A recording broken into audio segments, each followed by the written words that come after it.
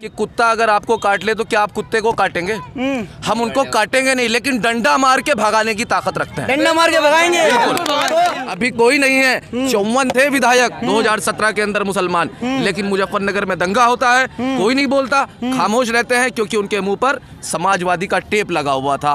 अब की बार असदुद्दीन ओवैसी साहब के एमएलए यहाँ से जीतेंगे और उन समाजवादी के जो मुसलमान विधायक भी जीत के जाएंगे, उनके मुंह पर से भी अखिलेश यादव का चिपकाया हुआ वो टेप हटा देंगे। 100 सीटों में मुझे तो अब ये बिल्कुल पक्का साबित हो चुका है और मैं कह रहा हूँ ये सारे बीजेपी के एजेंट हैं। सब बीजेपी के एजेंट हैं? सारे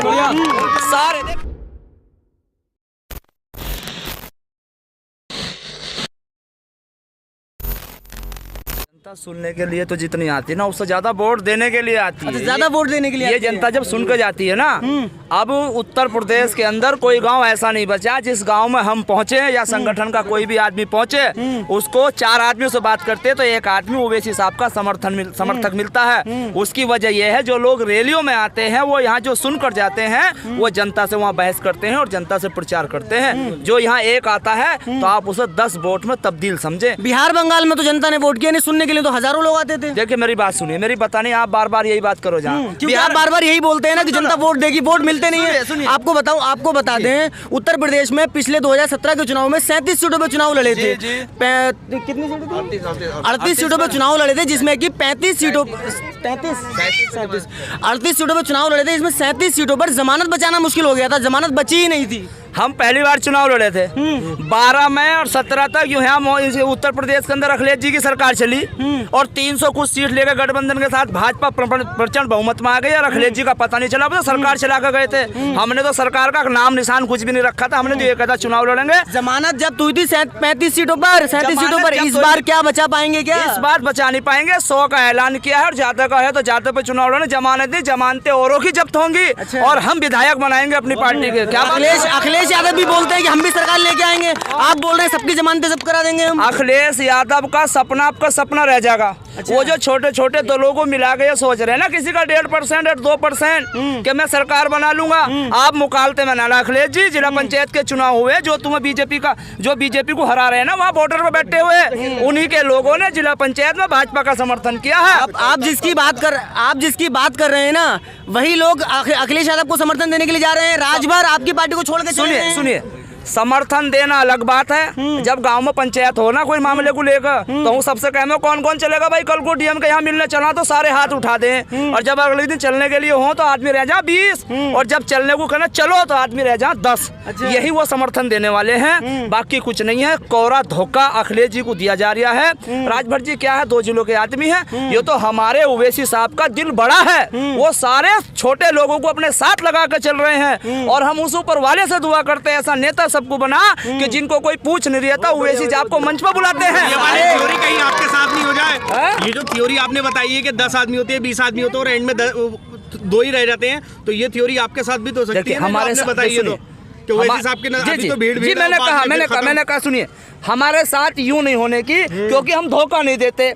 हमारा नेता ओवैसी समाज की, आर्थिक दलित पिछले समाज की, पिछड़ों की आवाज ईमानदारी से उठा रहा है। अगर हम विरोधी से भी बात करते हैं या आप बात करते हैं, विरोधी यूं कहता है भाई नेता तो एक ही है जो सबकी आवाज उठा रहा है। देखिए मैं आपको यहाँ रोकना चाहूंगा, आपने कहा दलितों को साथ लेके चल रहे हैं। भैया चंद्रशेखर रावत ने पहले ऐलान किया था कि ओवैसी के साथ चुनाव लड़ेंगे, अब उन्होंने ऐलान कर दिया 403 सीटों पर चुनाव खुद लड़ेंगे। देखिए मेरी बात, तो वो भी छोड़ के चले गए आपको। तो चंद्रशेखर साहब मुसलमानों के, दलितों के ठेकेदार नहीं है, ना ओवैसी जी है। मैं ये बात बड़ी कड़वी कह रहा हूँ, जिसका जहाँ मन करता है वहाँ जाता है। ये तमाम लोग जो है ये सिर्फ अपने फायदे की राजनीति करते हैं, फायदे की राजनीति करते हैं। अब जैसा मैंने सुना है, पढ़ा तो मैंने नहीं, कि वो योगी जी के सामने चुनाव लड़ने को कह रहे हैं रावण जी। अरे भैया योगी जी के सामने क्या लड़ने जा रहे हैं, अपने जिला सहारनपुर में लड़ो। आपको अगर लड़ना तो गठबंधन करो, अगर बीजेपी को हराना। मुझे तो अब ये बिल्कुल पक्का साबित हो चुका है और मैं कह रहा हूँ ये सारे बीजेपी के एजेंट है। सब बीजेपी के एजेंट सारे देखो जो भी कहता राजभर कहे बीजेपी हरानी, अखिलेश कहे बीजेपी हरानी, बहन जी कहे बीजेपी हरानी, कांग्रेस कहे बीजेपी हरानी।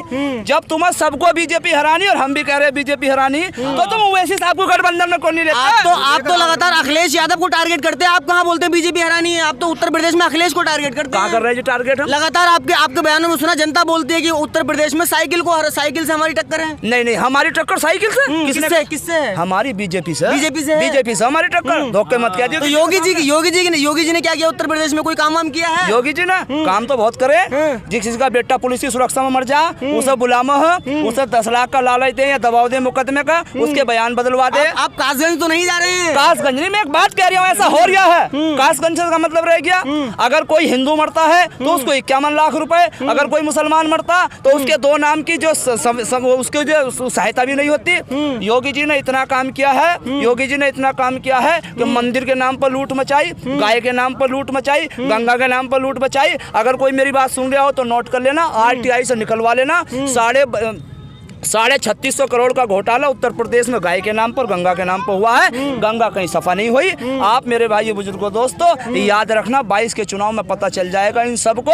अगर टक्कर किसी की है तो हमारे किसी भी सीट पर 85,000 से कम पूरे उत्तर प्रदेश में कोई वोट नहीं है और 2.25 लाख तक है। हमसे टक्कर है, किसी और से टक्कर है? टक्कर आपसे है भैया। सब लोग जानना चाहूंगा टक्कर किससे लग रही है आप लोगों को? बीजेपी से टक्कर मानते हैं। तो क्या लगता है ओवैसी साहब उत्तर प्रदेश में अपना वजूद बचाने में कामयाब हो पाएंगे क्या? एक लाइन में बढ़ा रहे हैं वजूद को बचाने। इस बार 100 में 100 आएंगी, 100 में 100 आएंगी। अगर 100 में से 50 भी आ गई तो गठबंधन के साथ सरकार बनेगी हमारी। किसके साथ गठबंधन करेंगे? कोई भी कर ले आके। हिस्सेदारी चाहिए हमें, हिस्सेदारी चाहिए। जरूरत पड़ेगी तो बीजेपी से भी करेंगे, मगर हिस्सेदारी चाहिए। नौकरी में हिस्सेदारी, पढ़ाई में हिस्सेदारी। हमारे भैया ने एक बात कही कि जरूरत पड़ी बीजेपी से गठबंधन कर लेंगे। आप बोल रहे हैं बीजेपी चुनाव लड़ रहे हैं, क्या कहिएगा? गठबंधन बीजेपी से हो पाएगा? नहीं, किसी हालत में बीजेपी के साथ नहीं जाएंगे। जो पार्टी बीजेपी को शिकस्त देगी, जो पार्टी बीजेपी को रोकेगी, हम उसके साथ जाएंगे। अगर तेजस्वी यादव भी बिहार के अंदर गठबंधन करते हमसे और बीजेपी को हराते तो हम उसके साथ भी जाने के लिए तैयार हैं। हम हर उस क्षेत्रीय पार्टी के साथ जाने के लिए तैयार हैं जो बीजेपी को शिकस्त देती है। 100 सीटों पर चुनाव लड़ने का ऐलान किया है। क्या 100 सीटों से अपना दबदबा बना पाएंगे उत्तर प्रदेश में? ये सियासत की एक हिस्सेदारी की बात होती है। सियासत की एक हिस्सेदारी की बात होती है। आप हरियाणा में देखिए, 10 विधायक है, सरकार चल रही है, देख रहे हैं आप। थोड़े से हैं रहेंगे लेकिन ताकत में रहेंगे, वजूद में रहेंगे। कम से कम अपने लोगों की बात विधानसभा के अंदर बेबाकी से उठा तो सकते हैं। अभी कोई नहीं है। 54 थे विधायक 2017 के अंदर मुसलमान, लेकिन मुजफ्फरनगर में दंगा होता है, कोई नहीं बोलता, खामोश रहते हैं क्योंकि उनके मुंह पर समाजवादी का टेप लगा हुआ था। अब की बार असदुद्दीन ओवैसी साहब के MLA यहाँ से जीतेंगे और उन समाजवादी के जो मुसलमान विधायक भी जीत के जाएंगे, उनके मुंह पर से भी अखिलेश यादव का चिपकाया हुआ वो टेप हटा देंगे। 100 सीटों में 10-20 विधायक अगर जीत भी गए आपके, तो क्या कर पाएंगे उन 10-20 विधायकों से? आप उन 10-20 विधायकों से हम क्या कर पाएंगे? विधानसभा के सत्र के अंदर कोई भी कानून हमारे खिलाफ ऐसा पास किया जाता है जिससे हमारे समाज को नुकसान पहुंच सकता है, हम कुर्सियां तोड़ देंगे, हंगामा कर देंगे, सड़कों पे जाम लगा देंगे, लेकिन उस कानून को पास नहीं होने देंगे। कुर्सियां तोड़ना तो संविधान के खिलाफ है ना भैया? नहीं, कहाँ संविधान के खिलाफ है? भाजपा के राज्यसभा सदस्य राज्यसभा के अंदर कुर्सियां तोड़ सकते हैं, वहां से सिंहासन पे से बैठे हुए इंसान को खींच सकते हैं, तो क्या हम कुर्सियां भी नहीं तोड़ सकते? तो क्या फर्क बचेगा उन लोगों में और आप में? फिर आप बोलते हैं कि हम सबकी हिस्सेदारी की बात करते हैं, सबको साथ लेके चलते हैं, तो क्या फर्क रहेगा उनमें और आप में? आप कुर्सियां तोड़ेंगे तो नहीं, फर्क की बात नहीं होती है। अगर कहते हैं ना, मिसाल सुनी है कि कुत्ता अगर आपको काट ले तो क्या आप कुत्ते को काटेंगे? हम उनको काटेंगे नहीं, लेकिन डंडा मार के भगाने की ताकत रखते हैं। डंडा मार के भगाएंगे। तो इस बार क्या जनता ने मन बना लिया है पूरा अपना? आपका मन बना हुआ है जनता का। आप जो कह रहे थे अभी, मैं बता दूं, थोड़ा इधर आ जाओ। हाँ, आप जो कह रहे थे अभी कि 10-20 सीटें जीत जाएंगे तो आप क्या कर लेंगे? तेलंगाना में कितने विधायक हैं हमारे? कितने हैं? आपसे पूछ रहे हैं। 8 विधायक। तो क्या नहीं होता है? क्या नहीं होता है? 7 विधायक हैं। 10% भागीदारी। अरे तो वहाँ क्या नहीं होता? वो 7 विधायक क्या नहीं कराते हैं? सरकार में है वो 7 विधायक, सरकार में है। हैं? हाँ, बताएं क्या काम क्यों काम न करती हैं वो विधायक? ऐसे ही अगर हम पहली बार दूसरी बार यहाँ इलेक्शन लड़ रहे हैं यूपी में, इससे पहली बार लड़े थे, हमें रिस्पॉन्स अच्छा नहीं मिला। अब बिल्कुल अच्छा नहीं मिला, अच्छा क्या नहीं मिला? ये तो देखो ये पॉलिटिक्स है, हर आदमी अपनी पार्टी को वजूद में लाना चाहता है। इंशाल्लाह इस बार पार्टी हमारी वजूद में है, 20 जीते, 10 जीते, 30 जीते, हमारा एक भी जीत जाएगा तो काम करेगा, ऐसा नहीं करेगा कि अच्छा एक भी